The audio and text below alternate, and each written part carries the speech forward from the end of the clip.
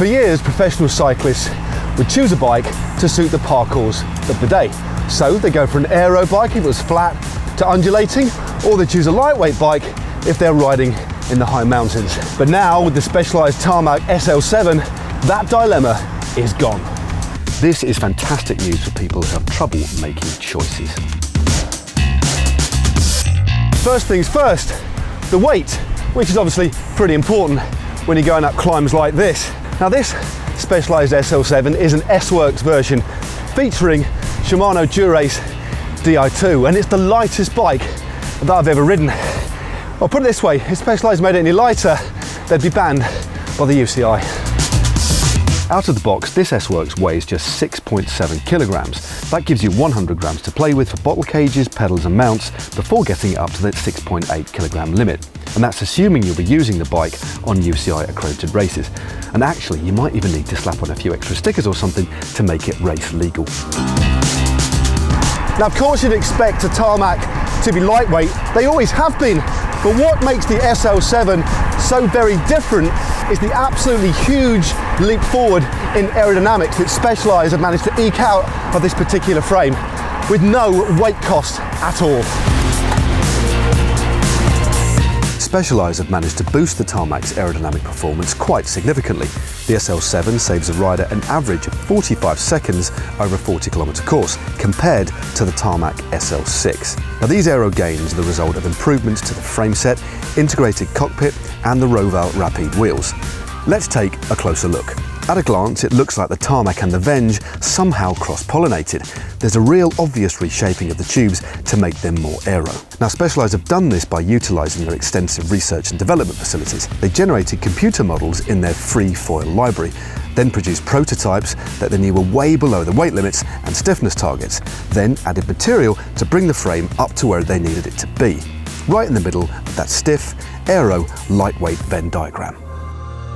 This S-Works model features FACT 12R carbon fibre, which is the lightest that Specialized produces. Pro and Expert models are constructed with FACT 10 carbon, which is marginally heavier but boasts all the same aerodynamic and handling capabilities.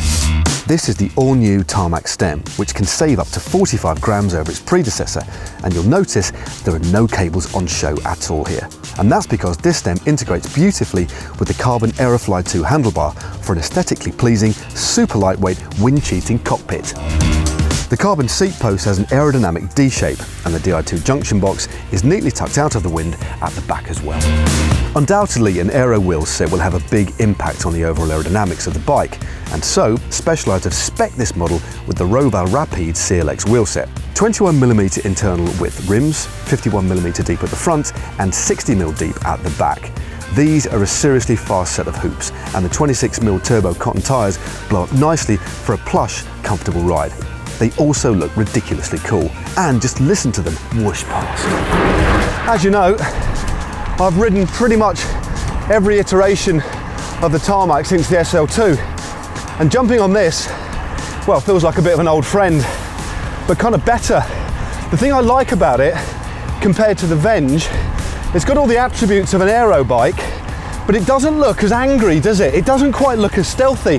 It looks like it just wants to have fun, which is really appealing. So just the look of the bike, the silhouette, I don't know, it's bringing all the best bits of all the various iterations of the Tarmac together in something that is an absolute pleasure to ride. I kind of really want to give it a nudge, just to see how quick even this old man can get her going.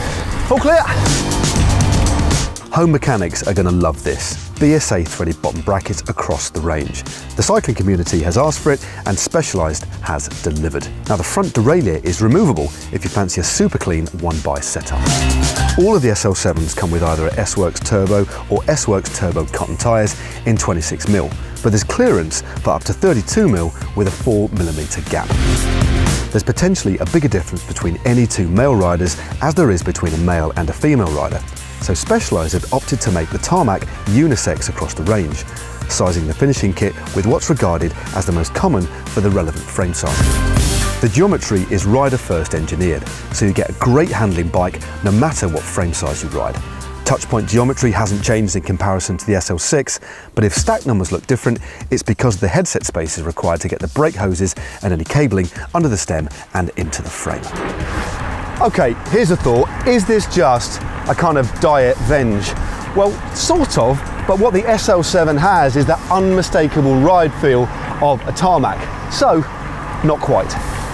Specialized have essentially simplified what a road bike should be by making one bike to rule them all.